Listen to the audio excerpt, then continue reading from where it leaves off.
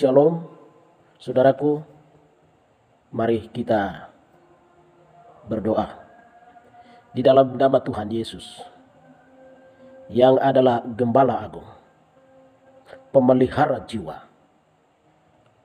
Engkaulah Tuhan satu-satunya yang menggendong kehidupan kami dengan tangan kananmu, mengawasi kehidupan siang berganti malam, malam berganti siang. Jika Tuhan membiarkan waktu ini, kami mau belajar kebenaran firman-Mu. Biarlah Tuhan banjiran berkat firman Allah itu kepada kami, sebab kami mau mendengarkan Engkau ya Tuhan. Ini doa kami, di dalam nama Yesus sudah kami berdoa. Amin. Saudaraku, kita akan membaca satu bagian firman Tuhan yang diambil dari Injil Yohanes pasal 10 ayat 27 sampai ayat yang ke-29. Injil Yohanes pasal 10 ayat 27 sampai ayat yang ke-29. Bunyinya demikian. Domba-dombaku mendengarkan suaraku, dan aku mengenal mereka, dan mereka mengikut aku. Dan aku memberikan hidup yang kekal kepada mereka, dan mereka pasti tidak akan binasa sampai selama-lamanya. Dan seorang pun tidak akan merebut mereka dari tanganku. Ayat yang ke-29, Bapakku yang memberikan mereka kepadaku lebih besar daripada siapapun. Dan seorang pun tidak dapat merebut mereka dari tangan Bapa. Bapak, Ibu, Saudara sekalian yang dikasihi oleh Tuhan. Ayat yang ke-29 sekali lagi. Bapakku yang memberikan mereka kepadaku lebih besar daripada siapapun, dan seorang pun tidak dapat merebut mereka dari tangan Bapa. Berdasarkan firman Tuhan ini memberitahukan kepada kita bahwa hidup setiap orang percaya ada di dalam tangannya Tuhan. Hidup setiap orang percaya ada di dalam tangannya Tuhan. Kenapa? Di dalam ayat yang ke-27, alasannya karena orang percaya sudah mendengar suara Tuhan. Yang kedua, orang percaya telah menjadi pengikut Yesus Kristus yang adalah Gembala Agung bagi semua jiwa yang ada di dalam dunia ini. Itulah sebabnya setiap orang percaya itu ada di dalam tangan kanannya Tuhan. Setiap orang percaya ada di dalam tangan kanannya Tuhan. Jika orang percaya ada di dalam tangan kanannya Tuhan, tidak ada tantangan apapun, dengan cara dan bentuk apapun, untuk datang mengganggu kehidupan. Tidak ada tantangan, tidak ada cobaan dan godaan, tidak ada gangguan yang berhak untuk dapat mengganggu ketenangan perjalanan kehidupan. Saudara sekalian yang dikasihi oleh Tuhan, karena orang percaya itu ada di dalam tangan kanan Tuhan. Prinsip Alkitab menjelaskan bahwa barang siapa yang mendengar suara Tuhan dan menjadi pengikut setia, mereka tidak akan hidup dalam kehidupan yang singkat. Mereka akan mengalami kehidupan yang menuju kekekalan. Kematian di bumi boleh saja menghadapi. Penderitaan, air mata, duka cita, problema kehidupan boleh-boleh saja orang percaya menghadapinya. Tetapi maut dan serangan maut telah dikalahkan oleh Tuhan Yesus Kristus. Itu sebabnya maut dan serangan maut tidak berkuasa untuk dapat mengganggu ketenangan perjalanan kehidupan. Disinilah ada hal-hal penting yang dapat kita belajar, yang dapat kita pahami di dalam kehidupan kita sebagai orang percaya yang terus-menerus ada di dalam tangan kanannya Tuhan.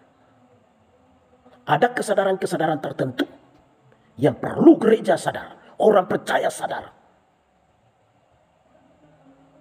Kesadaran yang pertama itu adalah kita sadar, orang percaya sadar bahwa oleh tangan Tuhan Allah sendiri dapat menciptakan segala sesuatu yang ada di dalam dunia ini. Bahkan kita manusia, laki-laki dan perempuan, diciptakan oleh Tuhan Allah sendiri. Segala benda-benda di langit, benda-benda di udara, benda-benda di atas, segala sesuatu yang ada di atas daratan, segala sesuatu yang ada di dalam air, dijadikan oleh Tuhan dengan firman-Nya.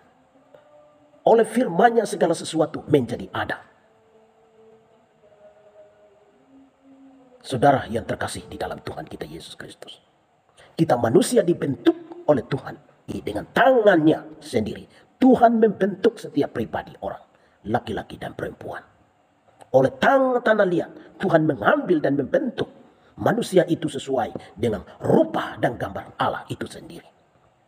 Saudara sekalian yang dikasihi oleh Tuhan, oleh karena manusia diciptakan oleh tangan Allah sendiri, maka hidup manusia juga ada di dalam tangan kanannya.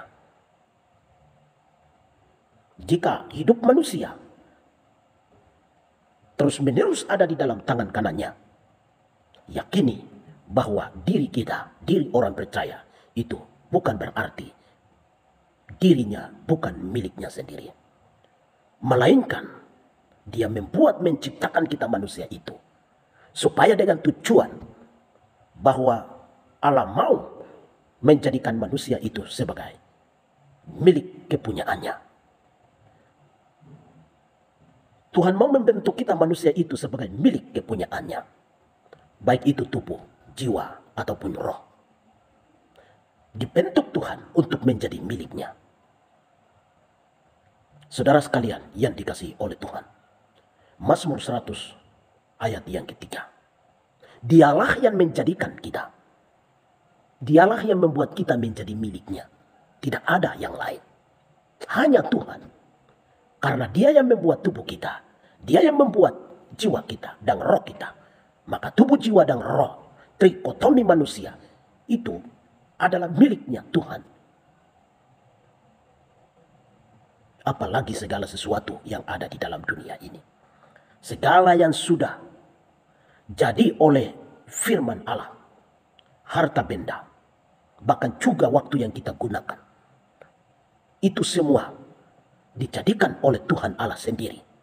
Dan itu untuk umat manusia yang ada di dalam tangan kanannya Tuhan.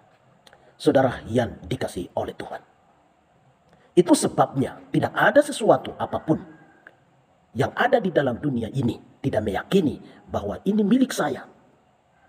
Semua milik Tuhan. Kita tidak pernah bawa sesuatu apapun ketika kita dilahirkan oleh mama dari dalam kandungan mama. Kita akan tinggalkan dunia ini. Kita tidak akan membawa apa-apa. Sebab semua itu bukan milik kita. Jika sesuatu menjadi milik kita selagi kita hidup di dalam dunia ini, apapun yang ada pada kita, gunakan itu gunakan semuanya itu untuk hormat dan kemuliaan bagi nama Tuhan. Kita mau makan, kita mau minum, kita mau melakukan sesuatu apapun dan menikmati apapun yang Tuhan ciptakan. Lakukanlah semuanya itu, hadapi, pegang, gunakan semua itu untuk hormat dan kemuliaan bagi nama Tuhan. Saudara sekalian yang dikasihi oleh Tuhan, satu hal penting yang perlu kita pikirkan di dalam kehidupan kita sebagai orang yang diciptakan Tuhan dengan tangan kanannya Tuhan sendiri adalah gunakan waktu kita baik, sebaik mungkin. Karena waktu yang kita gunakan ini pun ditentukan oleh Tuhan Allah sendiri. Pengkhotbah pasal 3, segala sesuatu itu punya waktu. Ada waktu untuk lahir, ada waktu untuk kita tinggalkan dunia ini. Itu sebabnya gereja yang hidup di bawah pengawasan, hidup di bawah kasih sayang, hidup di bawah gemblengan tangan Tuhan Allah sendiri. Gunakan waktu kita sebaik mungkin. Jika Tuhan membiarkan waktu ini, umur 70 sampai 80 tahun. Selama 70 sampai 80 tahun, apa yang saya harus buat? Sebab hari-hari manusia semakin hari semakin dipersingkat. Jika kita tidak gunakan baik, kita menjadi orang yang menikmati segala berkat, kenikmatan Tuhan di dalam kehidupan kita dari tangan kanan Tuhan. Pemberosan akan dilakukan, akan terjadi di dalam kehidupan itu. Dan pada ujung kehidupan Tuhan akan marah kita. Dan Tuhan akan tanya, berapa lama kamu sudah hidup di tengah dunia ini? Apa tugas dan tanggung jawab yang sudah engkau lakukan? Sebagai kewajiban seorang bapak, sebagai kewajiban seorang ibu, sebagai kewajiban seorang pemimpin, pejabat di dalam gereja. Mari kita pergunakan baik waktu yang Tuhan berikan kepada kita.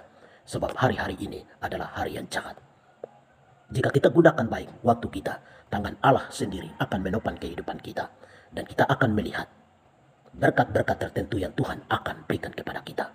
Ini hal yang pertama. Yang kedua, yang harus kita pikirkan, yang kita sadar dalam kehidupan kita, sebagai orang yang sedang hidup di dalam tangan kanannya Tuhan, adalah tangan Allah dapat memakai kehidupan setiap pribadi orang.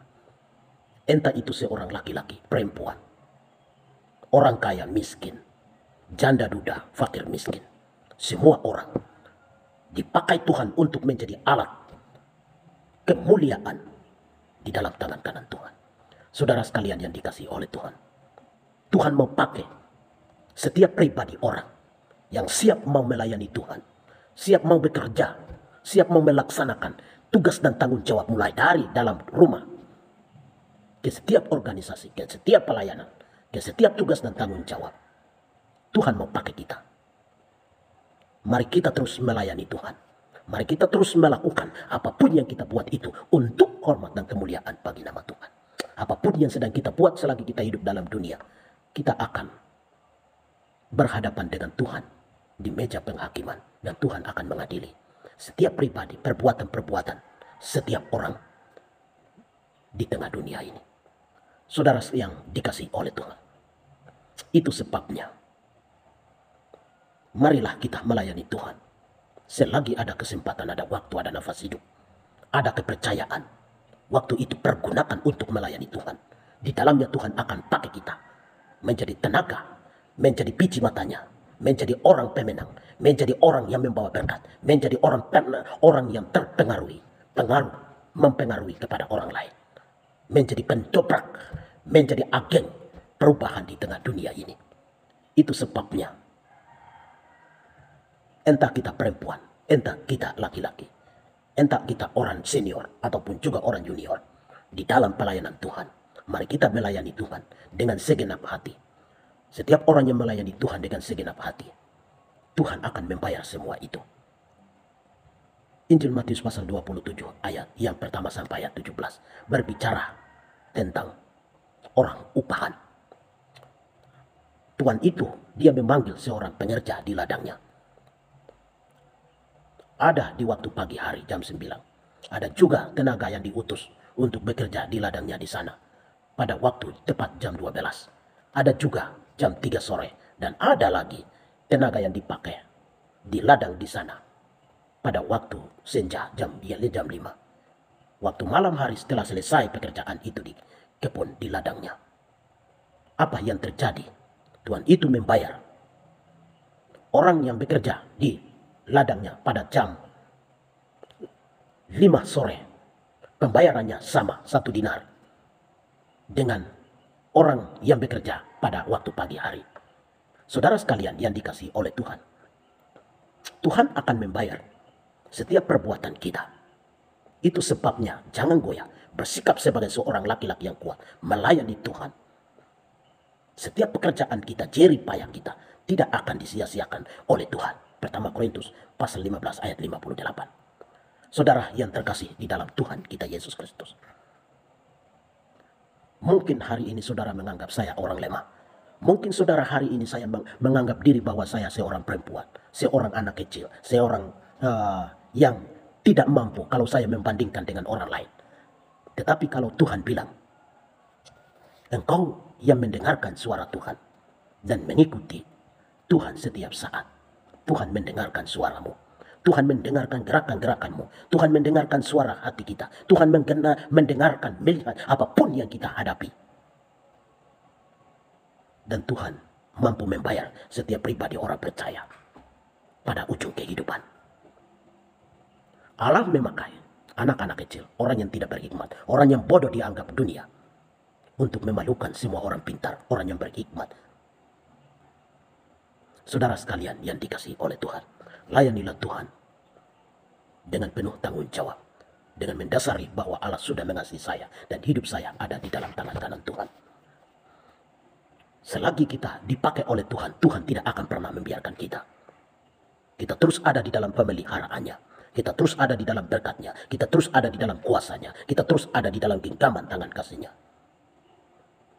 Kita tidak akan mudah untuk tergeletak, kita tidak akan mudah untuk tergeletak, kita tidak akan mudah untuk dipengaruhi oleh pengaruh-pengaruh dunia yang jahat ini. Sebab kita ada di dalam tangan Tuhan dan tidak ada janjinya bahwa tidak ada sesuatu apapun yang dapat merebut mereka dari tangan Tuhan Allah sendiri. Tuhan Yesus memberkati kita sekalian. Mari kami berdoa. Bapa yang baik, kami mengucap syukur ada waktu indah yang Tuhan anugerahkan kepada hamba-Mu dan para penonton channel ini. Biarlah kami bersama-sama diberkati di dalam pemberkatan Tuhan, kasih sayang dan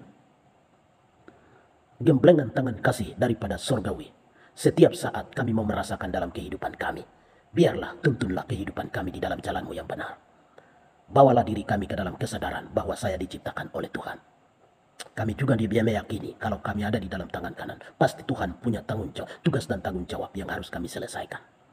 Pakailah diri kami menjadi alat Engkau.